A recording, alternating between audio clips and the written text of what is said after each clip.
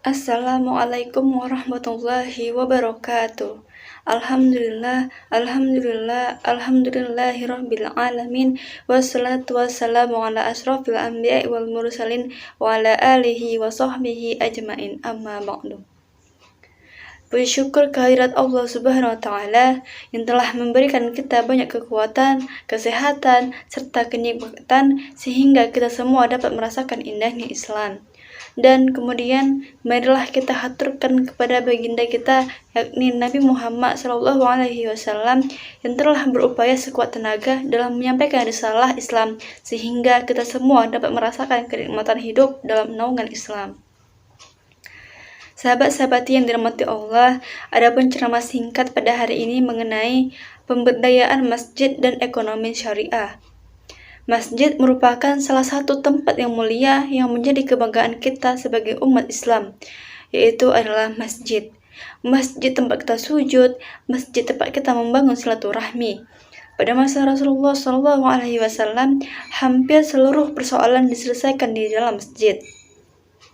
Sebagian dari kita mungkin tidak asing lagi dengan yang namanya ekonomi syariah, karena setiap muslim tentu saja ingin memperoleh keberkahan ekonomi dalam hidupnya. Namun, keberkahan ekonomi tersebut bisa kita peroleh jika kita memahami makna dari ekonomi syariah. Lalu, apa itu ekonomi syariah? Ekonomi syariah adalah cabang ilmu pengetahuan yang berupaya untuk memandang, menganalisis, dan akhirnya menyelesaikan permasalahan-permasalahan ekonomi dengan berlandaskan nilai-nilai Islam. Adapun yang menjadi tujuan syariat Islam itu sendiri yaitu mencapai kebahagiaan di dunia dan di akhirat melalui suatu tata kehidupan yang baik. Perlu kita ketahui bersama bahwa negara Republik Indonesia merupakan negara dengan populasi muslim terbesar di dunia.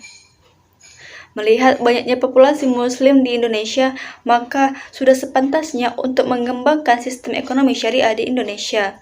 Bahkan di belahan dunia, negara yang bukan mayoritas muslim, justru perkembangan ekonomi syariah ini terjadi sangat pesat seperti negara Thailand yang menjadi pusat makanan halal dan negara Korea Selatan yang menjadi produser kosmetik halal.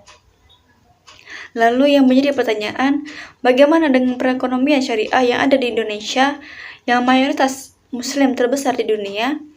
Berdasarkan data Global Islamic Economic Index tahun 2019, bahwa Indonesia berada di peringkat ke-10.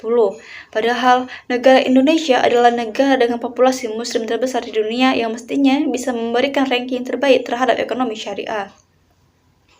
Ini menandakan bahwa masih kurangnya pergerakan-pergerakan ekonomi syariah di Indonesia sehingga banyak permasalahan ekonomi muncul baik pribadi, keluarga, negara, bahkan dunia.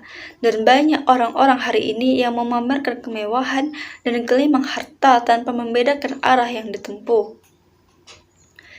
Sahabat-sahabatku sekalian, namun hari ini masih banyak kita lihat orang-orang yang mencari harta dengan cara yang batil. Tentunya ini tak lain karena masih kurangnya pemahaman orang-orang terhadap ekonomi syariah.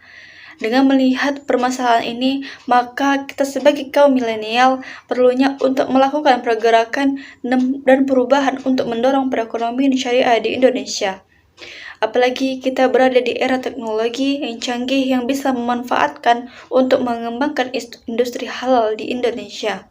Disinilah peran kaum milenial untuk memperkenalkan industri halal kepada masyarakat, sekaligus menjalankan gaya hidup halal sehingga kita semua bisa mengonsumsi barang-barang yang halal seperti pakaian yang halal dan minuman yang halal dan makanan yang halal. Sebagaimana dalam firman Allah Subhanahu wa Ta'ala dalam Quran Surah Al-Baqarah ayat 168 yang berbunyi, Bismillahirrahmanirrahim. Ya ayyuhan nasu kulu mimma fil ardi halalan tayyiban wa la tattabi'u khutuwati syaitan innahu lakum aduwwum mubin.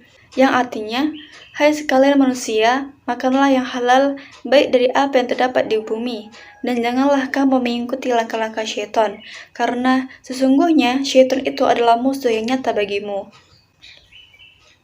Maka dari itu, sebagai kaum milenial, jika kita masih menjadi kaum rebahan, maka dapat dipastikan kita akan menjadi pemuda milenial yang menuntut perubahan.